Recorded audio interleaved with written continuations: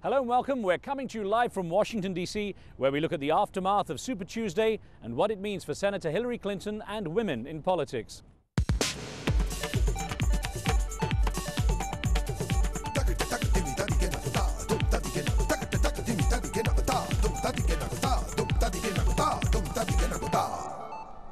Hello and welcome. A clear picture of the Democrat and Republican nominees for the U.S. president was expected to emerge from Super Tuesday.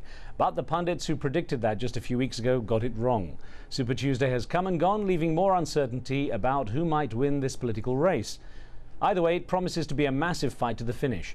24 states went to the polls for primaries and caucuses across the United States on Tuesday, scoring major victories for Republican candidate John McCain, although the other two Republican hopefuls, Mitt Romney and Mike Huckabee, remain in the running for now.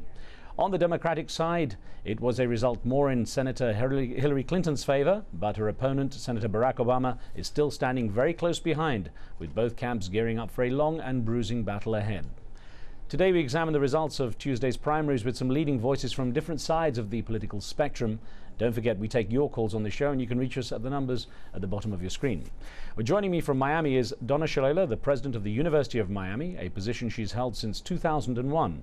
Prior to that, she served for 8 years as Secretary of Health and Human Services under former President Bill Clinton. From New York, we have Marie Wilson, founder of the White House Project, a national, nonpartisan organization that aims to advance women's leadership in the U.S. She's also author of the book Closing the Leadership Gap, Add Women, Change Everything.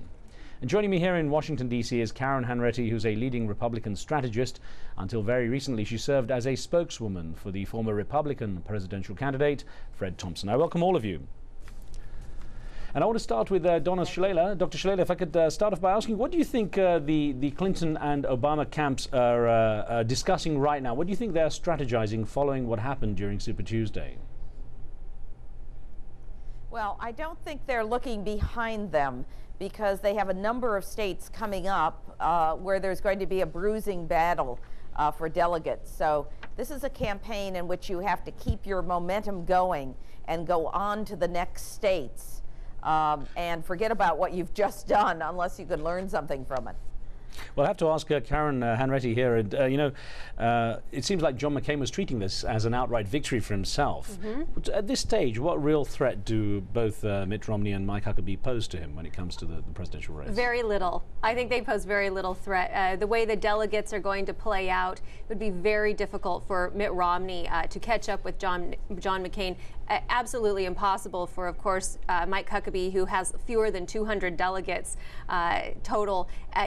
Mitt Romney, to be really competitive, would nearly have to sweep all of the delegates between now and a month from now. And given that the fact that yesterday did not trend his way, I think it's safe to say that John McCain is the clear front runner and will go on and take the nomination. But it seems the others are still willing to fork out the millions of dollars needed to go forward. It remains to be seen. Mitt Romney went dark today, as we say. No public appearances. He's having conversations with senior aides in his campaign and his family, and making that very determination. There's a man who has spent, I think, upwards of $20 million on his own campaign. How much more is he going to spend? You have to do a cost-benefit analysis, which is what Mitt Romney is known for doing, and I'm not sure that he will. And of course, Mike Huckabee has been running his campaign on a shoestring, very little money, not a lot of ability to raise money, so he'll have to decide. And I think Mike Huckabee probably will go on because he can run a campaign on almost nothing. So it'll be interesting to see how that shakes up in the next couple of days. Well, now, before I get to our caller in Dubai, I want to get a quick question to Marie Wilson, who's joining us from New York. And this came in the form of an email, if I may try this one with you, ma'am. It's from Shema in Pakistan, who says, is the best man for this job a woman? Well, I think the best woman for this job probably is running. The front runner, Hillary Clinton, is the best woman we've ever had run for the presidency. But I don't think she is actually the best man for the job. I think she's up against some hard odds because she's the first and the only. And as we should know from Pakistan, and Benazir Bhutto said this before she died, that when you're there as the first woman, you end up being a little tougher than you meant to be. But this is really a gender bender, because Actually, she won the women's vote by about 10 points, and Obama won the men's vote for about 10 points. But what's interesting is Obama is more doing what we consider the girl job of bringing people together, and Hillary Clinton is being the guy in terms of she's the agent and she's the experienced one. So it's fascinating, and it's actually very historical and delightful. Well, let's get to Robert in Dubai, who's been waiting patiently. Your question, please, Robert. Okay, how are you, Khan? Good. Hi, thank you. My name is Robert. I'm calling from Dubai. Mm-hmm. Go ahead. I want to ask Clinton, the lady, what exactly the change he'll give America that Clinton, the husband, didn't give the Americans? Okay, so Robert, if I heard that correctly, it's for the questions for Marie Wilson asking what kind of real change could Hillary Clinton bring to America?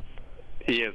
Okay, Marie Wilson. Well, we have actually studied what a woman president would bring. I'll start generically, and that is when we started the White House Project 10 years ago, we asked women from all different races and regions of the country, what difference would it make if we had a woman president? And their immediate answer was, I'd feel more respected every day of my life. But the change that Hillary Clinton would make is different. Because she was kind of the ambassador to the world when she was First Lady, it would change our relationship, I believe, to the world, because she has great relationships out in the world. Because she would be there, no country would dare bring a delegation to see her without bringing women to the delegation. And it will raise, because we know this at the White House Project, the expectation and hopes of women all over this country. We'll have finally, I think, a record number of women running for office because they see that there are no limitations.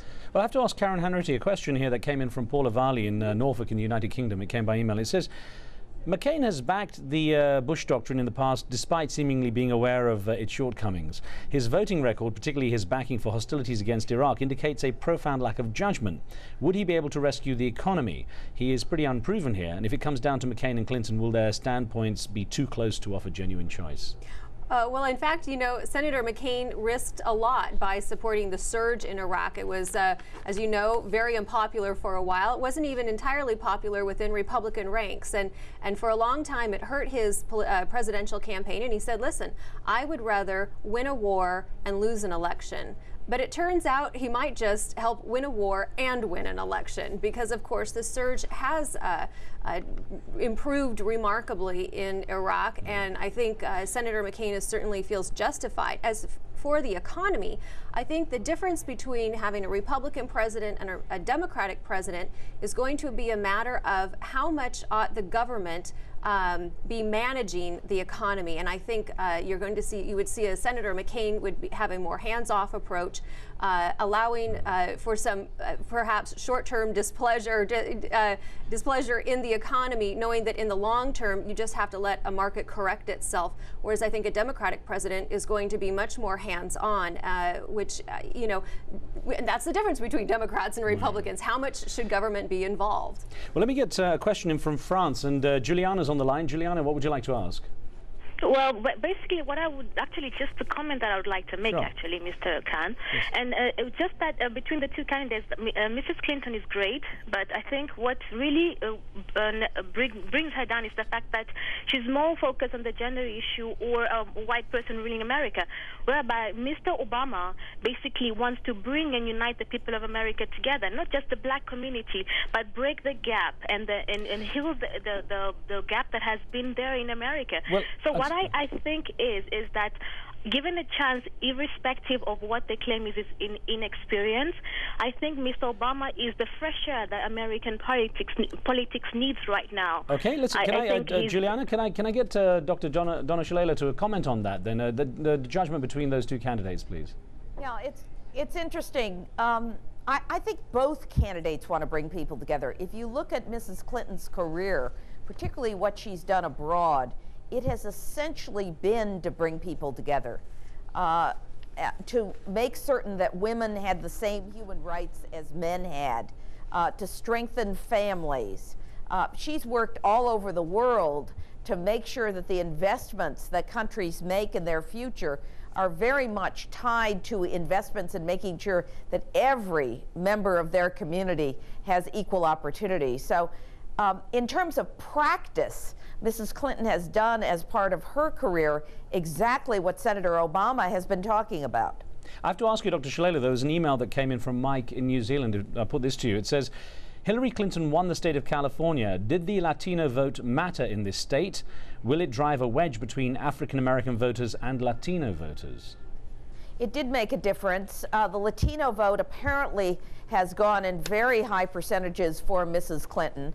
The Clinton family has had long ties to the Latino community, and no president appointed more Latinos to high office or provided more opportunities. He had 2 Latinos in his cabinet during the time I was in the cabinet, and the community recognizes that. Is it going to drive a wedge between the Latino and the black community? We all hope not, and neither Mrs. Clinton or Senator Obama want that to happen, and both of them talk to both communities and have not been afraid to campaign in both communities. I have to ask Mary Wilson, it was 1984, nearly a quarter of a century ago, that Geraldine Ferraro was the last sort of significant woman figure running in any kind of sort of presidential race, for vice president in that case. And I wonder to what extent in that time you feel attitudes, perceptions and so on towards a woman leader in the US have changed.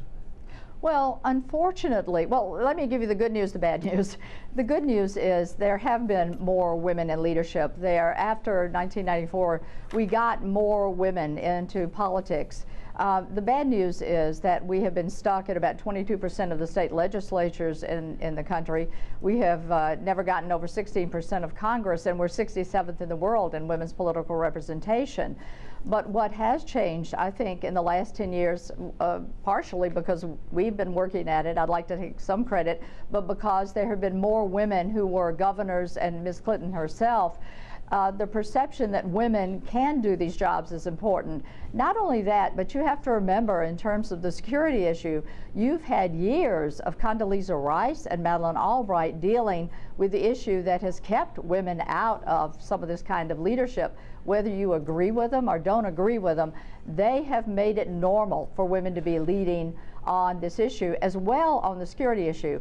And both having people in the Clinton cabinet who dealt with the economy has done the same thing. You've had women dealing with these issues that before we weren't seeing women, so it's gotten more normal. We just don't still have enough women in the pipeline. On that note, actually, Karen Hanratty, if I could ask you about the thought that perhaps Condoleezza Rice might have a role in a McCain administration for it to come about. It's a fascinating idea. I'm not sure that Condoleezza Rice necessarily wants to go through the rigors of a presidential campaign.